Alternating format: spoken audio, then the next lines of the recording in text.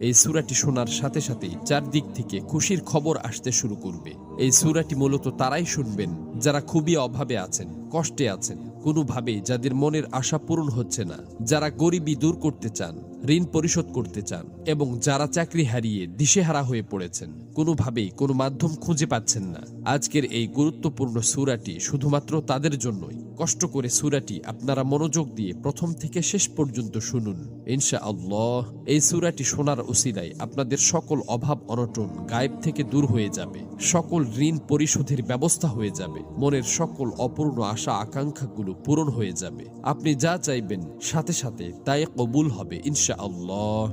প্রিয় বন্ধুরা, আল্লাহ পাক চাইলে সবকিছুই সম্ভব। এজন্য আল্লাহ তাআলার কোরআন মাজিদের সর্বশ্রেষ্ঠ এই সূরাটি শুনতে শুনতে আপনার মনের সকল নিয়ত, মনোবাসনা ও জীবনের সকল চাওয়াগুলো আল্লাহ তাআলার কাছে মনে মনে দোয়ার মাধ্যমে তুলে ধরবেন। আল্লাহ চান তো মুহূর্তেই আপনার জীবনটা পরিবর্তন হয়ে যাবে। প্রিয় বন্ধুরা, জীবনে তো অনেক প্রচেষ্টাই করেছেন, একবার না হয় কোরআন মাজিদের এই সূরাটির উপর বিশ্বাস রেখে প্রথম থেকে শেষ পর্যন্ত শুনলেন। এই সূরাটি শোনার পর আপনি নিজেই বাধ্য হবেন আমার জন্য দোয়া করতে। এই সূরাটি এখন পর্যন্ত লক্ষ লক্ষ কোটি কোটি মানুষ শুনেছে এবং সকলের ভাগ্য অলৌকিকভাবে পরিবর্তন হয়ে গেছে। আমার কথা বিশ্বাস হচ্ছে না? তাহলে সূরাটি একবার শুনেই দেখুন। এই সূরাটি মূলত কোরআন মাজিদের অন্যতম গুরুত্বপূর্ণ ও পাওয়ারফুল একটি সূরা। সূরাটি এ পর্যন্ত যতজন শুনেছে ততজনের সকল নিয়ত আল্লাহ তাআলা পূরণ করে দিয়েছেন। মনের ইচ্ছা পূরণের জন্য এই সূরাটি সর্বশ্রেষ্ঠ সূরা। আমি শুধু মুখেই বলছি না, সূরাটি শোনার পর আপনারা নিজেরাই প্রমাণ দেখতে পাবেন।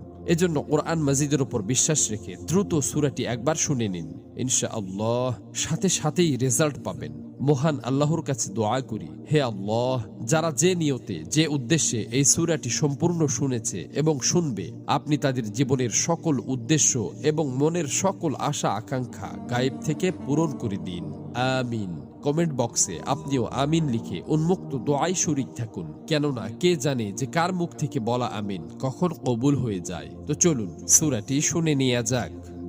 أعوذ بالله من الشيطان الرجيم. بسم الله الرحمن الرحيم.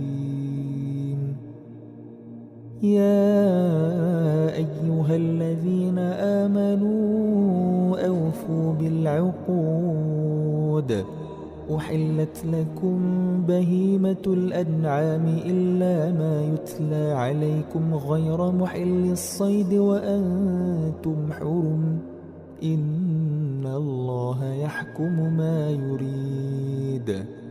يا أيها